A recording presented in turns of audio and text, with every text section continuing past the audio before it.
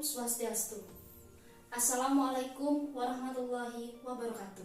Semoga hari ini anak-anak dalam keadaan sehat. Coba anak-anak perhatikan kedua gambar di samping. Yang pertama adalah Masjid Agung Demak. Gambar kedua adalah masjid yang terdapat di Arab. Perbedaan keduanya adalah Masjid Agung Demak merupakan wujud akulturasi dari kebudayaan lokal, Hindu-Buddha, dan kebudayaan Islam. Hal inilah yang menjadi bukti wujud akulturasi serta lokal jenius yang berada di bangsa kita. Apakah anak-anak tahu wujud akulturasi kebudayaan Islam yang lain? Hal inilah yang akan kita bahas pada pertemuan kali ini.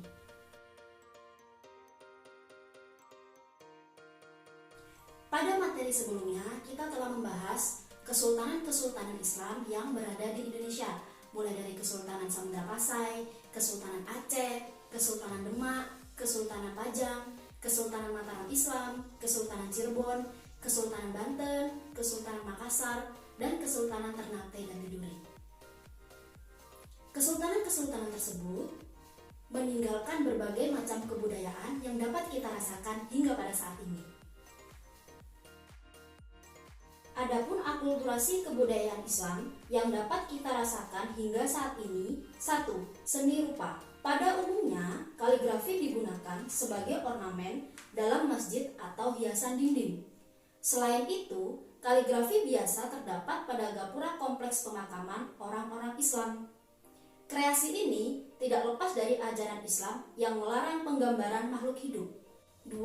Seni sastra diwujudkan dalam karya sastra seperti hikayat. Contohnya, 1. Hikayat Nabi-Nabi, 2. Kisah para sahabat Nabi, 3. Hikayat pahlawan Islam. Selanjutnya, dapat ditemui pada babat dan suluk, seperti suluk Sukarsa, suluk Malang Sumirang, dan suluk Wujil. Dalam perkembangannya, penggunaan huruf hijaiyah dalam penulisan karya sastra lokal ini memunculkan huruf Jawi dan Pegon. 3. Seni pertunjukan dapat dilihat pada seni tari. Kebudayaan Islam turut mempengaruhi perkembangan seni tari di Indonesia, seperti tari Sedati dari Aceh yang memiliki makna pengakuan terhadap keesaan Tuhan dan Nabi dalam ajaran Islam. Selanjutnya, seni wayang. Pertunjukan wayang pada masa Islam, terutama di Jawa, identik dengan islamisasi yang dilakukan oleh Wali Songo. Salah satu Wali Songo yang sangat masif mengembangkan seni wayang sebagai media dakwah adalah Sunan Kalijogo. Kesenian wayang yang dikembangkan oleh Sunan Kalijogo memodifikasi cerita wayang dengan penyesuaian terhadap nilai-nilai keislaman. Bentuk upaya tersebut ditunjukkan dengan mempersonifikasikan tokoh-tokoh Pandawa dalam kisah Mahabharata dengan rukun Islam. Selanjutnya, seni musik. Pengaruh Islam dalam bidang seni musik tampak pada musik gambus dan hadrah. Syair-syair yang dinyanyikan biasanya berisi ajakan kepada masyarakat untuk mendekatkan diri kepada Tuhan dan meneladani sifat para nabi.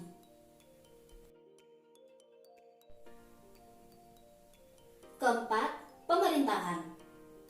Pengaruh Islam dalam bidang pemerintahan juga dapat dilihat dari keberadaan ulama dalam struktur pemerintahan kerajaan-kerajaan Islam. Pada masa itu, ulama memiliki peranan dalam penobatan raja. Sebagai contoh, adat Makuta Alam di Aceh. Dengan demikian, pemberlakuan hukum di suatu kerajaan bercorak Islam didasarkan pada hukum Islam. 5. Pendidikan. Islamisasi yang dilakukan oleh para ulama pada masa Islam dalam proses pendidikan tidak lepas dari jaringan santri dan ulama. Jaringan santri dan ulama pada masa perkembangan Islam tidak dapat dipisahkan dari pesantren sebagai lembaga pendidikan. Sistem pembelajaran di pesantren pada masa Islam umumnya menggunakan metode sorogan dan bandongan. 6. Adat dan tradisi. Adat dan tradisi merupakan bagian dari sistem budaya yang berkembang dalam masyarakat. Tradisi tersebut tidak jarang digunakan oleh para ulama sebagai media islamisasi, seperti Molontalu, yakni tradisi masyarakat Gorontalo dalam mengekspresikan rasa syukur kepada Tuhan atas selamatan 7 bulan usia kehamilan. Nyadran. Nyadran yang dilaksanakan masyarakat Jawa menjelang bulan Ramadan dan bertujuan memanjatkan doa kepada Tuhan. Megibuk. Megibuk merupakan tradisi makan bersama dalam satu wadah yang dilakukan oleh masyarakat Bali. Salah satu komunitas muslim di Bali yang menjalankan ini adalah masyarakat pada kampung Kepaun yang dilaksanakan pada hari kelipatan 10 di bulan Ramadan. Selain itu, Megibuk juga merupakan bentuk syukur terhadap Tuhan yang telah memberikan keberkahan. Pengaruh Islam di Indonesia juga muncul dalam sistem penanggalan atau kalender. Perubahan sistem penanggalan ini terjadi pada masa pemerintahan Sultan Agung di Kerajaan Mataram Islam. Sultan Agung memadukan kalender Hijriah dengan sistem peninggalan Saka. Perpaduan tersebut dapat dilihat dari perubahan nama-nama bulan dalam Islam.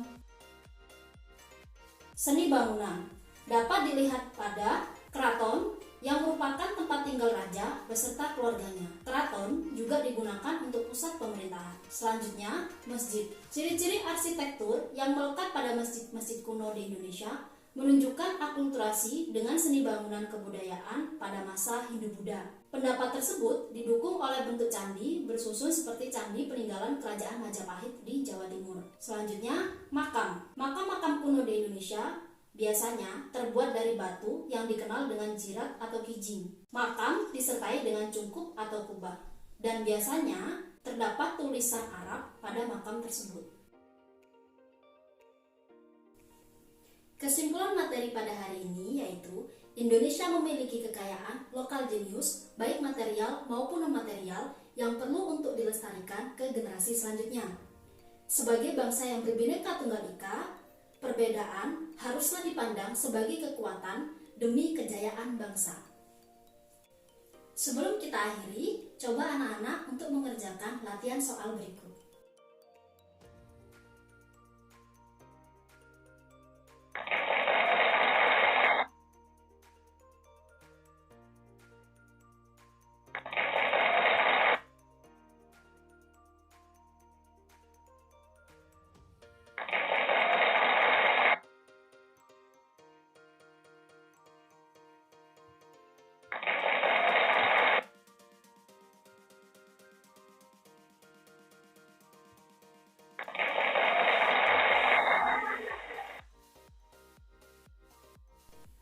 Demikian pertemuan kali ini, kita akhiri dengan Paramesanti.